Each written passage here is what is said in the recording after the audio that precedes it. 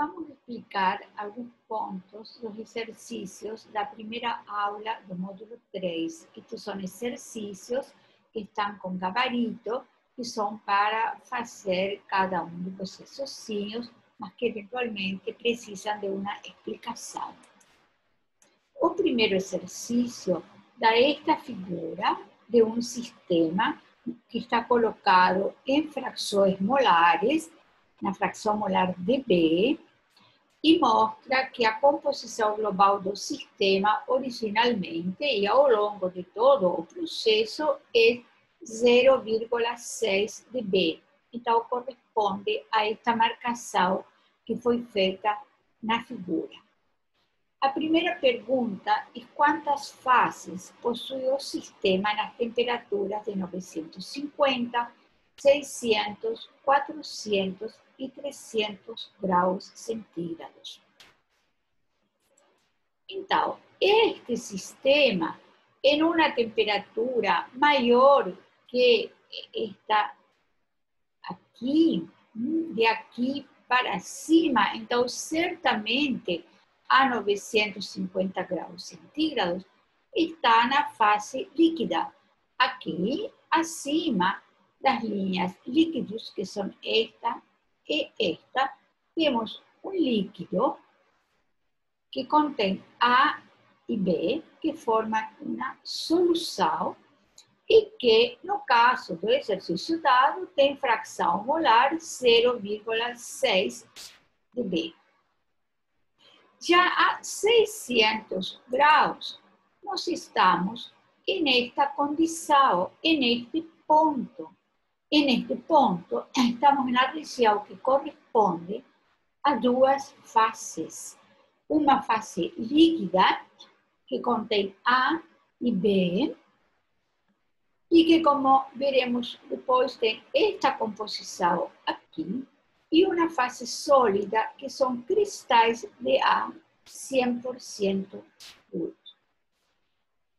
Na seguinte temperatura que foi perguntada, é 400 graus centígrados, essa temperatura do ponto eutectico. Nesta temperatura, começa a cristalizar o cristal secundário, ou seja, B. Então, neste ponto, temos três fases. Um líquido formado por A e B, com a composição do ponto eutectico, e os dois sólidos, o sólido A puro e o sólido B puro. Finalmente, a 300 graus centígrados, estamos na região bifásica, que tem os dois sólidos, o sólido A puro e o sólido B puro. Então, as respostas são estas que já explicamos. A 950 graus, uma fase. A 600 graus, duas fases, líquida e sólido A. A 400 graus centígrados, três fases, o líquido eutectico, cristais de A puro e cristais de B puro. E a 300 graus centígrados, duas fases, cristais de A puro e cristais de B puro. A segunda pergunta desse exercício é, com relação à mesma mistura de A e B, em que temperatura se inicia e conclui a solidificação? Então, é nesta temperatura que inicia a cristalização do cristal primário, que é A. Então, aqui se forma o primeiro cristal primário, o primeiro cristal de A. E nesta temperatura um pouco maior que 600, menor que 700, poderíamos aproximar aproximadamente a 650 graus centígrados. A partir dessa temperatura, por resfriamento, a solução vai cristalizando, e quem cristaliza é sempre A, até chegar aonde? Até chegar à temperatura do ponto eutectico, que é 400 graus. E nessa temperatura comienza a cristalizar también B, sólido, cristales puros de B, y continúan cristalizando A, cristales puros de A. Como a composição da solução nessa temperatura é a do ponto eutectico, e essa composição precisa se manter constante, deve se manter constante, porque a variança do ponto eutectico é zero. Então, os sólidos A e B cristalizam em proporções tais que a composição da solução eutectica se mantém até a última gota de líquido. E a temperatura também fica invariante, fixa em 400 graus, até todo o líquido desaparecer. Então, a resposta é: a cristalização inicia nesta temperatura, aproximadamente 650 graus, e finaliza em 400 graus. A próxima pergunta é: em que proporção se encontram as duas fases em equilíbrio na temperatura de 600 graus e qual o sólido que cristaliza nessa temperatura? Como já explicamos, o sólido que cristaliza nesta temperatura é A, o cristal primário, cristais de A 100% puros. E como calculamos quanto temos de líquido e quanto temos de sólido, utilizando a regra da alavanca, aplicada aos 3 pontos. O ponto original, 0,6, o ponto que corresponde à composição do líquido, aproximadamente 0,65, e o ponto que corresponde ao sólido A puro. Então, escrevemos a regra da alavanca. O número de moles do sólido, usamos número de moles porque a figura está dada em fração molar. Então, o número de moles do sólido vezes esta diferença 0,6 menos 0 é igual ao número de moles do líquido, que está deste lado, vezes esta pequena diferença 0,65 menos 0,6. Fazendo a conta, aqui fica 0,6, aqui 0,05, com o qual desenvolvendo todas as equações e lembrando que o número de moles do sólido mais o número de moles do líquido é igual a 1, teremos que o número de moles do sólido é o número de moles do líquido vezes 0,08, que é este número, 0,05 dividido 0,6. Aqui substituímos o número de moles do sólido por N líquido vezes 0,08, e então, finalmente, chegamos à conclusão que temos 0,92 moles de líquido, e esse líquido tem uma composição de 0,65, que é em fração molar de B, e temos apenas 0,08 moles de sólido, que é a 100% puro. Não vamos confundir a fração molar do líquido com o número de moles, certo? E temos uma quantidade de moles de sólido muito pequena, porque a cristalização começou nesta temperatura e a temperatura diminuiu muito pouquinho. Então, ainda se formaram poucos cristais. Certamente, essa conta foi feita imaginando que o número total de moles é 1. Caso tivesse sido outra quantidade, deveria ser escrita a quantidade correta aqui. Depois pergunta como se chama a mistura na qual temos o ponto mais baixo de solidificação, ou seja, a menor temperatura de solidificação, que já explicamos que era 400 graus centígrados. Essa mistura se chama mistura eutectica. E qual é a composição dessa mistura eutérica? Exatamente esta aqui. Temos que descer uma linha reta e encontramos sua composição. Agora nos perguntam, suponha que uma mistura líquida de composição igual à do eutérico é resfriada continuamente, ou seja, uma mistura com essa composição é resfriada. Certo? Como acontece o processo, como é a curva de resfriamento, ou seja, como mudam as temperaturas. Teremos aqui, em todas estas temperaturas, até chegar a 400 graus centígrados, teremos apenas uma fase líquida. Então, a temperatura irá diminuindo constantemente na medida que nós resfriamos esse líquido. Ao chegar a 400 graus centígrados, começa a cristalizar simultaneamente A e B na proporção do eutérico. Então, nesse ponto, 400 graus centígrados, cristalizam os dois sólidos simultaneamente a temperatura constante. Então, a temperatura irá se manter constante e até que desapareça a última gota do líquido. Isso começará a resfriar quando desapareceu totalmente o líquido e nós passaremos a ter agora dois sólidos, os cristais de A puros, os cristais de B puros. Então, se nós quiséssemos desenhar o resfriamento, veríamos que em toda esta parte a temperatura diminui.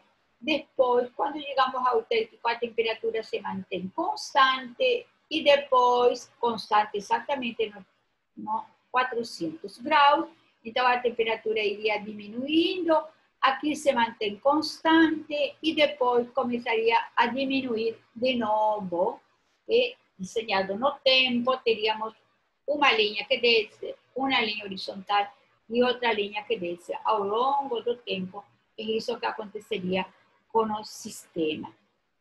E, finalmente, pergunta qual a diferença de uniformidade cristalina do sólido obtido por cristalização total da mistura eutérica e do sólido obtido por cristalização total de uma mistura equimolar, ou seja, uma mistura que se encontra aqui em 0,5, isso que significa equimolar.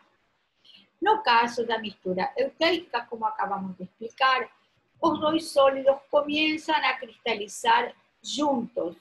Então, mesmo que teremos cristais separados de A e de B, irão descendo simultaneamente no recipiente onde estamos fazendo a cristalização. Então, essa mistura será mais homogênea, terá uma maior uniformidade, homogênea no sentido de as diferenças entre os locais onde nós estamos observando, mas será um sistema com duas fases. No caso em que temos a solidificação, por exemplo, de um sistema aqui equimolar, primeiro cristaliza A e depois começa a cristalizar A e B. Então, o que nós veríamos no recipiente onde estamos fazendo a cristalização seria uma coisa com muito menor uniformidade, porque primeiro teriam caído os cristalzinhos de A e depois cristalzinhos de A e de B. Se imaginássemos que são cristais de cores diferentes para poder observar melhor, imaginemos que estes cristais de A fossem brancos, estes cristais de B fossem verdes, veríamos no caso da mistura eutérica algo branco e verde mais ou menos uniformemente distribuído. No caso desta mistura aqui, veríamos primeiro caindo cristalzinhos brancos e só depois cairiam cristais A e B. Então, brancos e verdes. Então, não teríamos uma uniformidade importante. Seria mais diferente uma parte da cristalização que outra. Bem, no segundo exercício, Está dado o diagrama clássico de esfena e anortite. Está pedindo que apenas para simplificar as contas seja feito o ponto eutéltico em 40%, que não é exatamente, é mais ou menos 38%, mas as respostas que foram dadas foram feitas por simplicidade, aproximando ao número 40.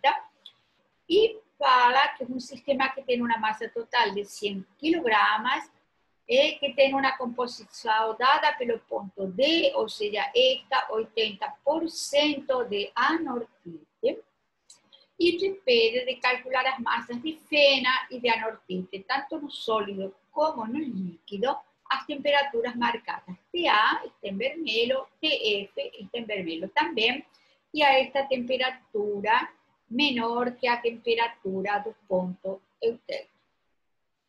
Como faremos isso? Então, na temperatura TA, este sistema está todo na fase líquida. Portanto, as massas dos sólidos são zero, tanto para a esfena como para a anortite. E as massas do líquido são originalmente dadas. Então, se temos 100 kg, das quais 80% é anortite, e neste ponto teremos 80 kg de anortite e 20 kg de esfena. Já quando nos pedem a temperatura do ponto F, TF, esta temperatura, estamos na região bifásica, onde temos cristalização apenas de anortite, que é o cristal primário, porque está à direita do ponto eutéltico, à direita do ponto eutéltico, e teremos um líquido que tem anortite e esfena. Então, quanto é a massa de esfena sólida? Zero. Não tem esfena sólida. Toda a massa de sólido é anortite sólida pura. Como calculamos a massa do líquido e do sólido utilizando a regra da alavanca?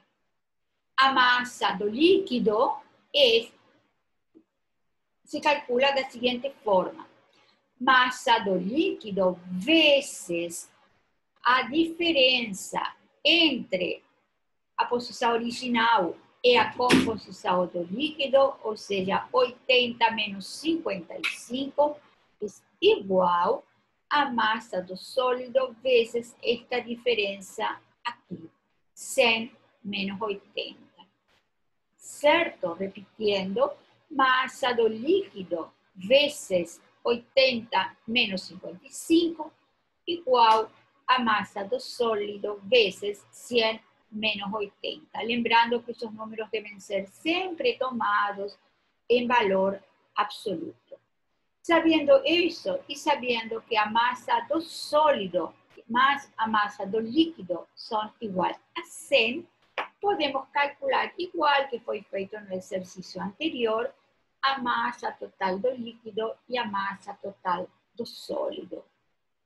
Esse sólido será todo anortite.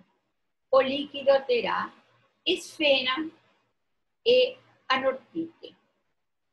Certo? Aí, então, como podemos fazer para, sabendo a massa de sólido e a massa total de líquido, saber quanto tem esse líquido de esfena e quanto ele tem de anortite? Uma forma muitíssimo simples é, sabendo que a massa total de esfena é 20 kg e essa esfena está toda no líquido, então a anortite que tem no líquido será o número que nos deu menos aqueles 20. Se nós queremos complicar mais as coisas, como nós sabemos a composição percentual desse líquido, esse líquido tem 55% de anortite, podemos multiplicar a quantidade total de líquido por 0,55 e teremos a massa e dará o mesmo número. Já quando fazemos a conta a uma temperatura menor que a do ponto ponto eutêutico. Na verdade, não precisamos fazer conta alguma, porque nós sabemos que abaixo do ponto eutêutico não teremos líquido, as massas de líquido esfera e de líquido anortite serão zero, e a massa do sólido anortite será a massa original, 80 kg, e a de esfera sólida será a massa original, ou seja, 20 kg. Então, dessa forma, você pode calcular todos os números que estão neste quadro e conferir a explicação que nós temos. Okay? Eu recomendo que façam novamente esses exercícios.